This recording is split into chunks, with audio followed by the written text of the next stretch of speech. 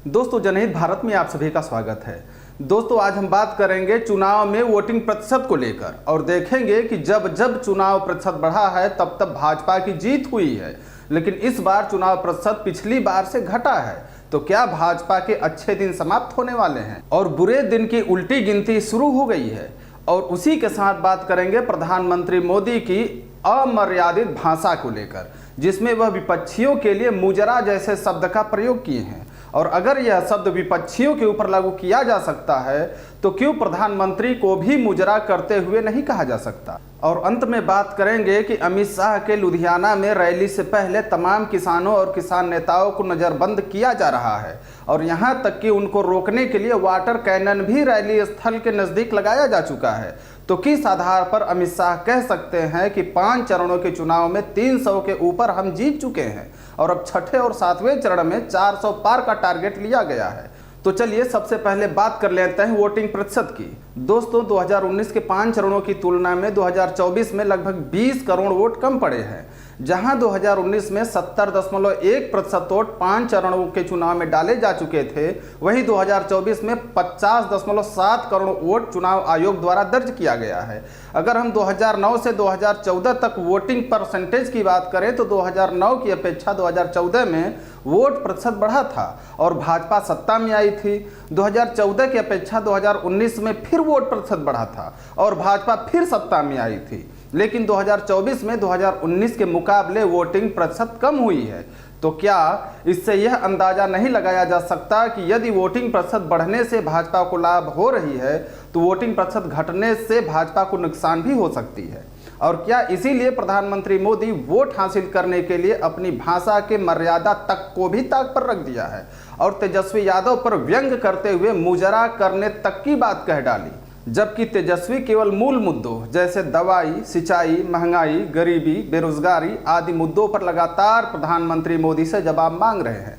दोस्तों, प्रधानमंत्री मोदी बार बार यह जताने की कोशिश कर रहे हैं कि मोदी सरकार भ्रष्टाचार पर लगातार वार कर रही है और तेजस्वी को तो चेतावनी भी देते हुए कहे हैं कि भूमि के लिए नौकरी घोटाले के पीछे जो लोग हैं उनकी उल्टी गिनती शुरू हो चुकी है और वे जेल जाने वाले हैं। लेकिन प्रधानमंत्री मोदी अपने जुबान से उन तमाम भ्रष्टाचारियों पर कार्रवाई करने की बात कभी नहीं करते जो भाजपा में शामिल हो चुके हैं। और प्रधानमंत्री मोदी के बात का जवाब देते हुए तेजस्वी ने कहा है कि 2 बार सीबीआई जांच हो चुकी है और कोई सबूत नहीं मिला है और हम प्रधानमंत्री मोदी से डरने वाले भी नहीं हैं। दोस्तों, चुनाव प्रचार तो चुनाव के पहले सभी पार्टियों और नेताओं के लिए एक अनिवार्य कार्य होता है और वह पब्लिक के बीच में जाकर अपनी बातों को रखते हैं और प्रधानमंत्री मोदी भी इस दौरान तमाम रैलियों और रोड शो का आयोजन भी कर रहे हैं। यदि प्रधानमंत्री को ही कोई कह दे कि वह वोट लेने के लिए यहाँ वहाँ नाच रहे हैं तो क्या उनके द्वारा किए गए चुनाव प्रचार और उनके कार्य का अपमान नहीं होगा? लेकिन प्रधानमंत्री मोदी ने तो तेजस्वी यादव को लेकर यहां तक कह डाला, राजद वाले वोट बैंक के लिए लालटेन लेकर मुजरा कर रहे हैं। और चुनाव प्रचार को मुजरा शब्द से परिभाषित करना एक प्रधानमंत्री के मुख से शोभा देता है। जो प्रधानमंत्री प्रत्येक चुनाव प्रचार में हिंदू मुस्लिम मंगलसूत्र और गाय भैंस की चर्चा करके ध्रुवीकरण के द्वारा वोट हासिल करने की कोशिश करते हैं, वहीं प्रधानमंत्री मोदी मिर्जापुर की रैली में विपक्ष को घोर सांप्रदायिक बताते हैं। इतना ही नहीं, जब प्रधानमंत्री मोदी आम जनता के बीच में चुनाव प्रचार करते हैं तो अपने आप को उन्हीं के बीच का दर्शाने की कोशिश करते हैं। जैसे कि मऊ में प्रधानमंत्री मोदी ने कहा है कि मैं बचपन में कप प्लेट धोते धोते बड़ा हुआ हूँ और जैसे ही विजय का सूरज उगता है तो कमल भी खिलता है। इस समय कप प्लेट की बहुत याद आती है, चाय की चुस्की लेने का भी बहुत मन करता है। प्रधानमंत्री मोदी यह भी कहते हैं कि मोदी और चाय का नाता बहुत ही तगड़ा है। दोस्तों, जब प्रधानमंत्री मोदी अपने आप को एक आम इंसान की तरफ प्रदर्शित करते हैं तो एक आम इंसान के मूल मुद्दों बेरोजगारी, गरीबी, महंगाई, किसानों की आय पर कभी चर्चा क्यों नहीं करते? क्यों प्रधानमंत्री मोदी 2014 में और 2019 के किए गए अपने ही वादों से पीछे हट रहे हैं और क्यों मूल मुद्दों पर जवाब देने से कतराते हैं?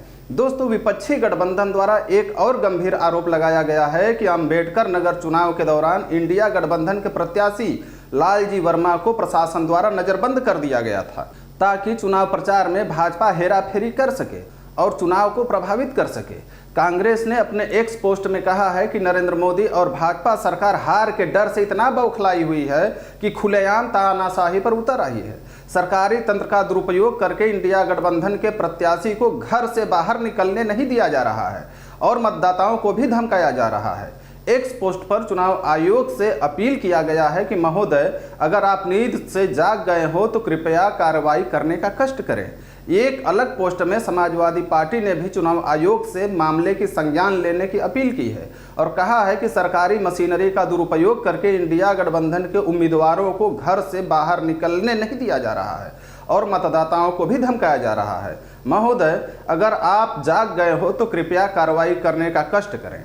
दोस्तों, चुनाव में तो एक पार्टी दूसरे पार्टी पर आरोप लगाते ही रहते हैं, लेकिन यदि आरोप चुनाव आयोग पर लगने लगे और चुनाव आयोग के कार्यशैली पर लगने लगे, चुनाव आयोग की निष्पक्षता पर लगने लगे, तो चुनाव आयोग को लोकतंत्र में विश्वास दिलाने के लिए देश के सामने आकर इसका जवाब खुलकर और बेबाकी से देना चाहिए।